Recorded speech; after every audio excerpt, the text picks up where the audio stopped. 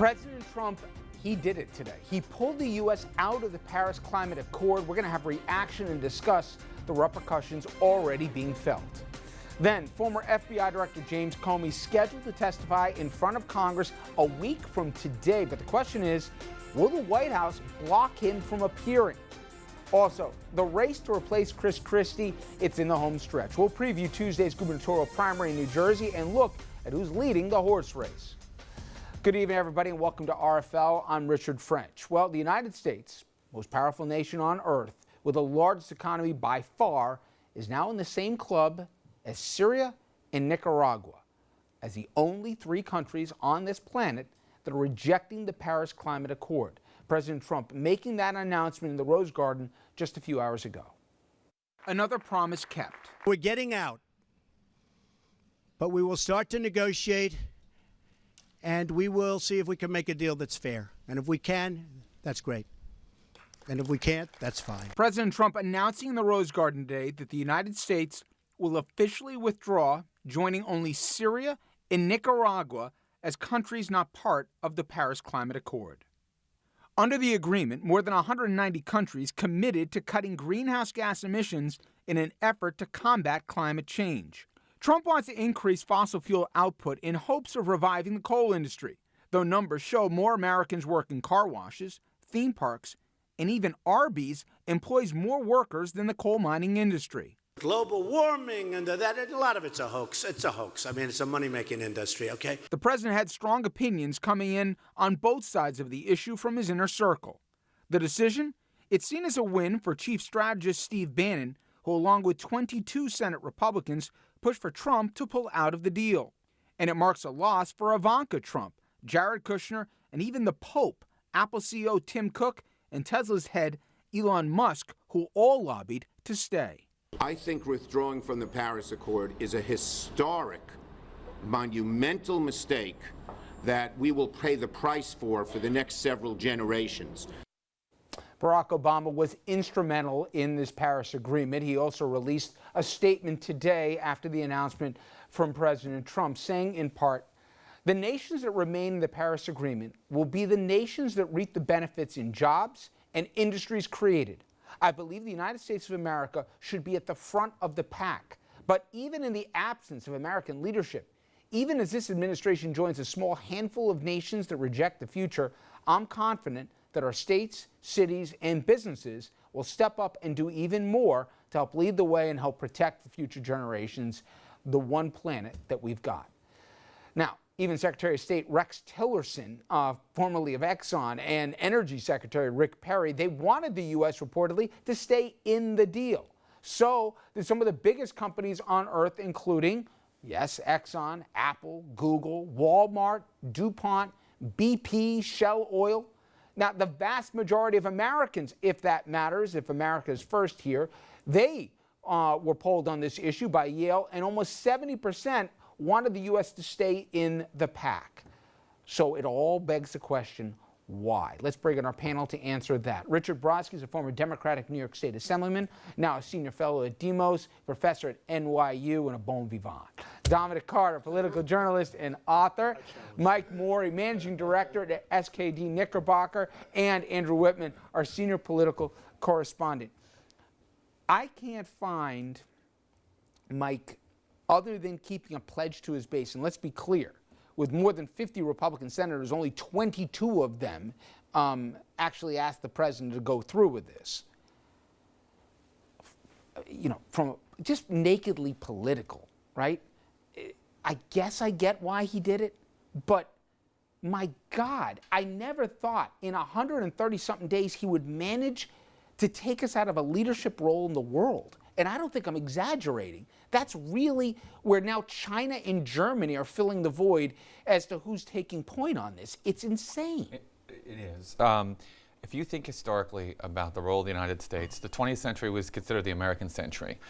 You know, the New World Order with NATO, with the United Nations, institutions like the IMF, the United States has historically sort of led the way, at least in the Western world, around sort of the global path forward, stability, sort of making sure these institutions with American leadership, and our allies have always relied on the United States to provide that kind of leadership. This is the first time that I can remember in which where there was consensus across the globe on a major issue, where there was a desire for U.S. leadership, for the President of the United States to basically say, you know what?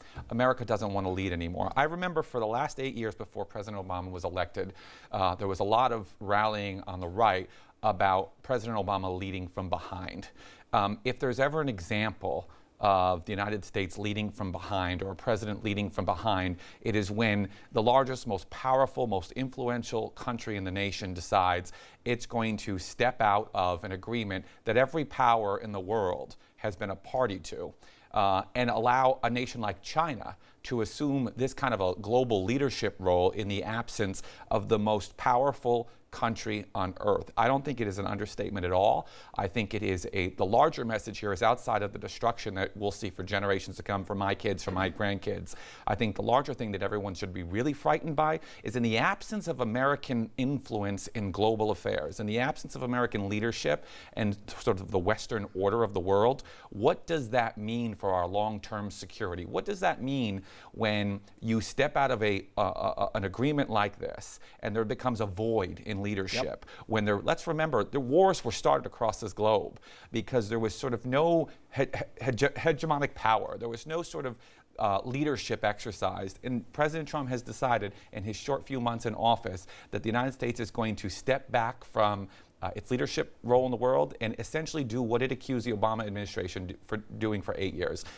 I think everyone should be concerned, not just for the planet, but for peace and for international relations. And I want to get to the environment and also the politics in a second, guys. But on the business side, Andrew, first of all, there were so many opt-outs and there was no enforcements in this thing. If he didn't want to do anything, he didn't really have to do anything, okay? I mean, let's be honest here. Moreover, this wasn't supposed to even take effect until 2020, okay? So he had a big window here. It is the dumbest thing. We wrote the agreement. It was in the American self-interest. Forget about the planets for a minute, and believe me, I'm with you. I'm worried about my kids and my grandkids and everything down the line. It was in the American business self-interest to do this. When they build the wind turbines, who do you think is going to make that stuff? Where do you think we could have done that? What do you think we could have done in the Rust Belt? The idea that coal somehow is going to come back in this country, we're going to rescue it. I did the line off the top. Arby's employs more people. It's not good business from a guy who's supposed to be a deal maker. I mean, if you ever wanted to get ahead, green industries, forget about if you're an environmentalist or not. It's good business, and we were poised to be at the front of it. Oh, this decision is Ever heard of Tesla? This decision is hot garbage on like 25 different fronts. I mean, first of all, if we decide we want to get back into the deal, which Trump left himself an out that if we can somehow renegotiate it better, when I don't know what that means, we're going to lose the time between now and then that we would be preparing for the implementation of all this. But you're right, there are no quotas, there are no controls, there's no opportunity to be sued by anybody else, there's no American business interests being held hostage to international foreign powers if we somehow didn't comply with all of this. That was one of the arguments. This argument seems to be based on a little bit of fear and xenophobia. It's the fear that the rest of the world is to blame for all of our problems, and so we have to retreat and get away from them. And it just and the whole thing with coal miners. Coal mining is a dead business. It is a stand-in, a surrogate for anybody out there who gets dirt under their fingernails during the course of a workday. If you're liking fracking, like they're also, you can't have this both ways, but again, I'm doing facts. Dominic, there was at one point today a banner on a prominent network that says, reportedly, Ivanka got the concessions she wanted and she's okay with it now. And it was treated as serious news. And it just jarred me to say, wait a minute. This is so bizarre Game of Thrones here that Steve Bannon somehow, who we thought was in a crypt and buried politically within the, who was calling the shots, who had the president's ear, now he's resurrected, right? I don't see Ivanka and Jared. I know it was, I guess on the Orthodox Jewish faith that today they couldn't have been there if they wanted. Thank you very much. But when you have Rick Perry telling you it's a bad idea, let alone your Secretary of State, et cetera, down the line, what's going on here? I mean, it's like you can't run a one-car funeral. Richard, everybody at this table knows what's going on. He wants to be able to say, I delivered for my base. But what does it matter if 51% of Republicans didn't want him to do it. Well, I'm referring to the red meat for the conservative base that helped put him in office. But what does it matter if you're delivering for your base if you're taking all of us down the drain? I know you said we're going to discuss politics. Notice no one can find a single positive point to make about this because it's bigger than the environment. We should all care about the environment because we live here and we all want to live around the world, global issues. But it's also setting up, I know we're going to talk about this, and us against them with the world, where the U.S. against every other world leader. It's just not smart. So I don't know what the president, and to leave himself an out that Andrew referred to, classic Donald Trump. I'm going to announce that we're leaving. I'll give you a chance to cut me a sweetheart deal, and if you don't, I'm out. But the point is, Richard, he's not dealing with a position of strength from leverage that the rest of the world has to come to him. And if you heard what Angela Merkel said, they're going to start looking other places, or she'll take point. And now you have President Xi all of a sudden meeting with the Germans and everyone else in Europe, and they're making it clear they will look to someone else. He was not elected as a right-winger. He was elected as a strange mix of right-winger and left-winger. He has forgotten that, and he's playing to a very narrow slice, not only a narrow slice of the country, but a narrow slice of his base. He cannot continue to savage healthcare programs, savage the programs that people who voted for him use, pull out of the accord, and still maintain that somehow he's anything more than a straight-laced right-wing Republican. It's a missed opportunity of the highest order. He's going to do the same thing on abortion rights. He's going to do the same thing across the board. He's been captured by the movement conservatives. We're being governed by a very narrow slice of the Tea Party. And in the end, I think the only answer for this for a lot of people is going to be 2020, and he's gone. But here was the difference for me, as we've seen with health care, I think as we'll see with tax reform, as we'll see with the budget. People have to worry about getting elected in 2 and 6 years or somewhere in between, whether in the House or the Senate. We've already seen basically the brakes hitting on health care for what he wanted.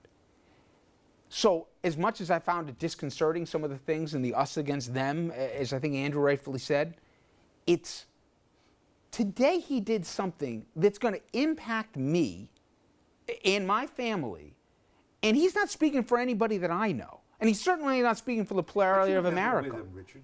You were never, I was never with you're him, but not you know an what? undecided I voter. never thought with George Bush, and I can disagree with Iraq or whatever else, but I never thought that he was working against the U.S. national interests. He's talking to you. He's talking to a group of people Yeah. who govern without an effective majority. This is what you get. It's going to cost them. That's the only remedy. Coming up next, another day of big developments when it comes to the Russia investigation. Oh yeah, that. We now know that James Comey is scheduled to testify before Congress a week from today. And we also have a pretty good idea of what he wants to say, but the question is, can the White House, who reportedly wants to stop him from saying it, actually do that? More on that and a lot after this.